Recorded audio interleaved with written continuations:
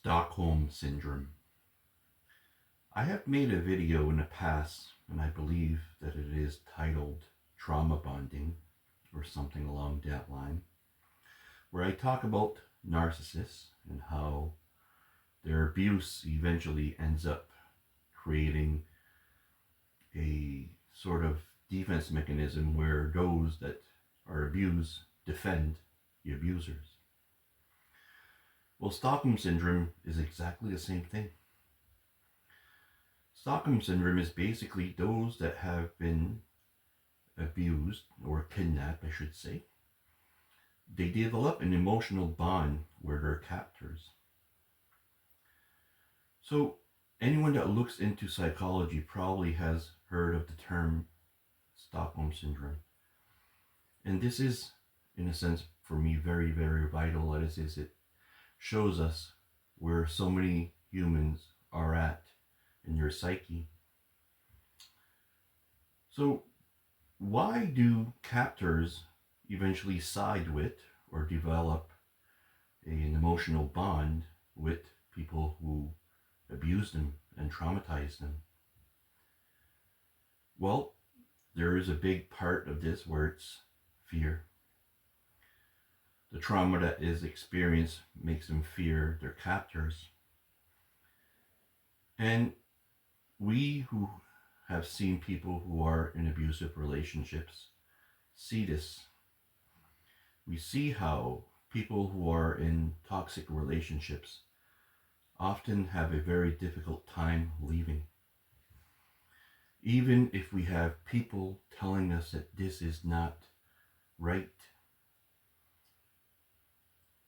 And in a sense, these people who are abused eventually end up cherishing and adoring the chains that imprison them.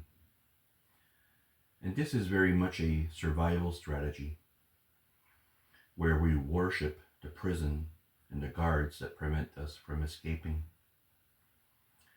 We see this again in relationships where their partner is cheating on them. And if someone tells them, hey, you're being cheated on, they not only refuse to believe that they are being cheated on, even if evidence is provided, but they often lash out against those who tell them that they're being cheated on.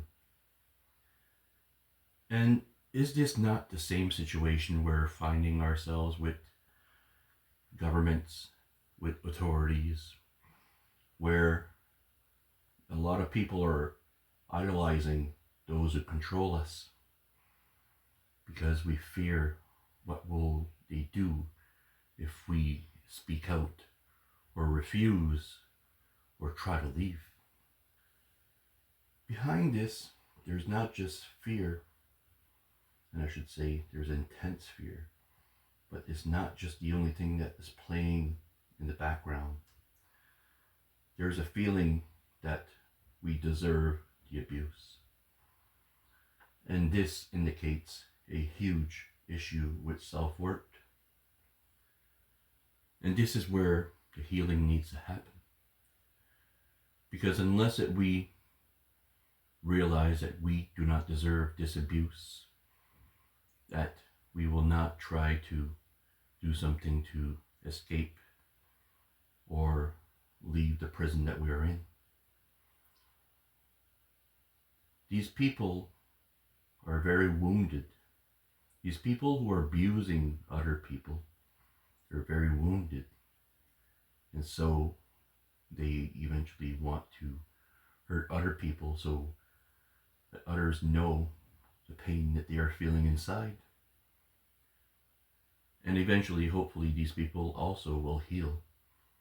But first and foremost, I would say that it's very important for us to liberate ourselves from the prison and no longer idolize, no longer support, no longer basically try to justify what these people are doing. Because as we're finding out, there's children involved that are being abused and even worse. So it's time to do something about these things.